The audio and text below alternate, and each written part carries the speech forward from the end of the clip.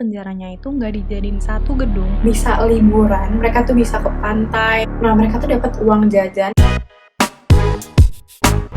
Hai semuanya, aku Michelle, dan di video ini aku bakal ngebahas tentang penjara-penjara bagus yang gak kayak penjara yang biasanya kita tahu atau kita pikirin gitu, yang kayak jelek, lembab, kotor, dan lain-lainnya.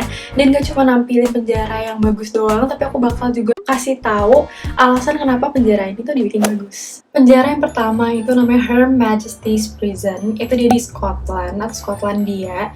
Kalian bisa lihat sendiri gambarnya, itu nggak kayak penjara kayak pada umumnya. Kalau misalnya kita lihat gambar ini di media sosial media, dan gak ada deskripsinya itu penjara, kita nggak bakal ngira itu penjara nggak sih? Jadi Her Majesty's Prison atau bisa disingkat HMP ini emang didesain untuk nyiptain lingkungan yang mendidik gitu buat narapidananya. Jadi mereka tuh selama seminggu dikasih 40 jam untuk dikasih keterampilan yang bisa bermanfaat buat narapidananya ini setelah mereka keluar dari penjara. Nah, penjara yang kedua ini namanya Otago Correction Facility di New Zealand. Tampak keluarnya aja tuh udah kayak sekolah-sekolah di luar negeri. Dan dalamnya ini udah kayak dorm atau asrama atau kosan gitu gak sih? Karena kayak pencahayaannya bagus, ada meja belajar, bahkan ada kayak clipboard. Dan di penjara ini narapidananya itu diajarin yang skill atau keterampilan produktif. Contohnya mereka tuh bahkan diajarin keterampilan teknik atau engineering, tapi yang masih light atau yang mungkin masih basic gitu.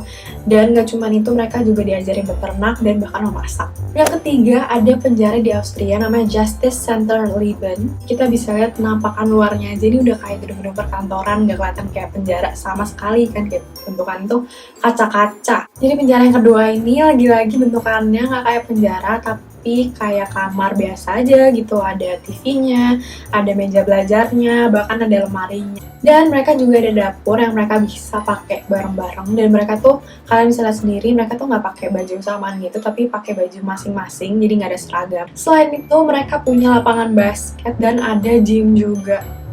Penjara yang keempat ini namanya Aranjuez Prison, itu di Spanyol, dan menurut aku ini bagusnya tuh bukan ke arsitekturnya kayak yang sebelum-sebelumnya, tapi penjara ini tuh lebih ke unik. Kenapa? Karena narapidana di sini tuh boleh untuk bawa anaknya ke dalam penjaranya untuk tinggal sama mereka sampai anak-anak itu umur 3 tahun. Nah, tujuannya itu supaya narapidananya itu tetap bisa ngurusin anaknya, atau enggak supaya mereka tuh tetap punya hubungan keluarga yang baik. Karena dipikir-pikir kan kalau misalnya penjara itu kadang bikin hubungan keluarga itu rentan atau hancur gitu, karena mereka jauh dari satu sama lain. Dan diharapkan narapidananya ini setelah keluar dari penjara tetap punya hubungan keluarga yang baik.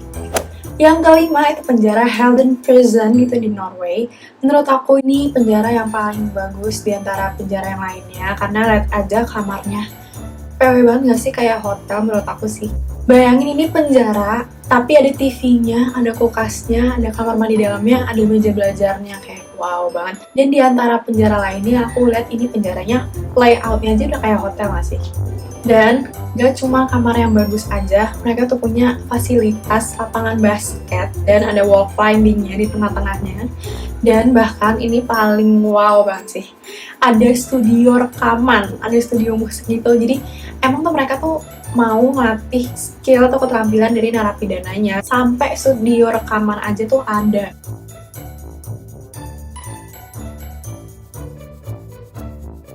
Mereka juga dibekalin keterampilan masak dan melukis. Bahkan narapidananya tuh temenan sama penjaga-penjaga penjaranya. We want them to have a normal life. Nah, penjara yang terakhir ini namanya Bastøy Prison di Norwegia juga. Ini penjaranya menurut aku unik banget, dia tuh di pulau tersendiri gitu, dan inmates-nya atau narapidananya itu dibiarin lepas aja. Penjara Bastøy ini menurut aku paling unik karena penjaranya itu nggak dijadiin satu gedung kayak penjara biasanya, tapi mereka hidup di berbagai rumah dan mereka punya kamar pribadi yang bahkan itu dilengkapin sama TV, DVD, komputer. Bahkan di kamar aku aja nggak ada TV sama DVD. Bahkan di kamarnya ada sofa kecil dan ada lemari. Ini kayaknya kosan sama kamar-kamar di Indonesia kalah nih sama penjara Bastøy. Terus, kalau mereka mau cuci baju nggak usah repot-repot karena dilengkapin sama fasilitas mesin cuci. Mereka lantainya juga ada kayak penghangatnya supaya kakinya nggak dingin. Dan mereka tuh biasanya kalau misalnya penjara kan mereka dikasih makanan gitu ya, 3 kali sehari dikasih makan dari penjaranya. Nah kalau mereka dikasih makan itu cuma sekali sehari, terus sisanya mereka tuh disuruh beli sendiri ke supermarket lokal, dan mereka tuh juga nyiapin sendiri gitu, masak sendiri. Nah mereka tuh dapat uang jajan per bulan tuh $90. Nggak cuman itu, mereka tiap hari dapat gaji sekitar $8 karena mereka tuh kerja juga, dan itu wajib. Mereka tuh jadi kayak tukang kayu, mereka bercocok tanam, mereka ngurusin kuda, mereka benerin sepeda juga. Nah kalau misal mereka ada waktu free time, mereka tuh bisa liburan, mereka tuh bisa ke pantai, mereka bisa mancing dan lain-lainnya. Nah tapi walaupun enak kayak gitu kan, kayaknya kok enak banget penjara, kok bebas. Pas diwawancarain mereka tuh ditanya gimana, betah nggak di sini, terus mereka tuh jawabnya kayak sosok gitu, kayak enak sih tapi tetap aja ini tuh penjara, mereka tuh jauh dari keluarga, jauh dari mana-mana gitu kan, mereka nggak bisa, ya namanya juga di penjara kan nggak bisa ngapa-ngapain.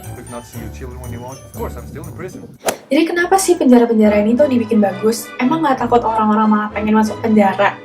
Nah jadi ada namanya di hukum pidana, ada teori tujuan pemidanaan atau tujuan orang tuh di penjara tuh biar apa. Jadi ada beberapa tujuan kenapa di suatu negara itu harus ada penjara atau hukuman. Salah satunya itu teori absolut. Menurut teori ini, tujuan penjara itu sebagai pembalasan ke penjahat dan mereka layak untuk dihukum karena perilaku tercela mereka. Dan ada juga teori relatif di mana penjara itu tujuannya untuk mencegah orang ngelakuin kejahatan, dan ada juga teori gabungannya. Kalau dilihat dari penjara-penjara bagus tadi, penjara itu lebih fokus sama teori kontemporer, terutama teori rehabilitasi. Nah, jadi intinya tuh ada teori efek jerak, biar orang itu tuh nggak ngelakuin kejahatan yang sama. Terus ada teori edukasi di mana supaya penjara ini tuh bikin masyarakat yang ngelakuin kejahatan yang sama orang-orang yang ada di penjara, supaya mereka tuh takut di penjara gitu. Terus ada namanya teori rehabilitatif. Nah ini aku bakal fokus ke teori rehabilitatifnya. Jadi teori rehabilitatif itu bikin narapidananya ini pas keluar penjara itu lebih baik lagi. Jadi pas selama penjara tuh mereka diperbaikin jadi orang yang lebih baik. Makanya kan mereka dari tadi kayaknya tuh pas aku sebutin penjara-penjara dikasih yang kayak keterampilan-keterampilan yang berguna gitu kan. Ada jadi tukang kayu, benerin sepeda dan lain-lain ya. Pokoknya mereka tuh dibikin supaya mereka pas keluar penjara mereka tuh jadi orang bermanfaat buat masyarakat luas dan bisa diterima lagi sama komunitas masyarakat. System isn't there to inflict pain and be punitive, but is to actually try to get that person to be a better citizen. Aku bakal ngomongin penjara yang di Norwegia. Kepala penjara yang Norwegia itu bilang kalau misalnya penjara yang biasanya yang mereka di lock doang dan nggak kasih keterampilan apa-apa, nanti most likely mereka pas keluar itu ya jadinya nggak dapet skill apa-apa dan bisa jadi residivis gitu, dimana mereka tuh ngulangin kejahatan yang sama. Penjara yang nggak layak itu biasanya narapidananya itu juga diperlakukan nggak layak juga. Nah kalau misalnya orang-orang itu diperlakukan seperti binatang, nah mereka juga bakal berkelakuan seperti binatang. Jadi mereka nanti bakal agresif, bakal nggak tertib dan lain-lainnya. Terus di Norwegia itu emang fokusnya tuh penjara emang manusiawi dan layak, karena mereka tuh berpikiran kalau misalnya di penjara sendiri aja tuh udah merupakan hukuman. We punish them by taking away their freedom, but we don't take away their life. Karena di penjara kan ya nggak bisa ketemu keluarga, mereka jauh dari mana-mana, nggak bersosialisasi, mereka nggak kerja, mereka nggak dapet gaji, terus mereka juga dapet bad track record, itu udah hukuman. Makanya penjaranya itu arsitekturnya nggak dibikin menderita. Pokoknya mereka tuh gimana caranya ya, penjara udah hukuman, masa arsitekturnya dibikin menderita juga gitu. Nanti orang-orang deep inside kayak marah dan tertekan gitu dalam penjara, nanti mereka keluarnya juga kalau misalnya tertekan, mereka keluar tuh juga marah juga gitu, jadi itu semakin kejahatan yang lain.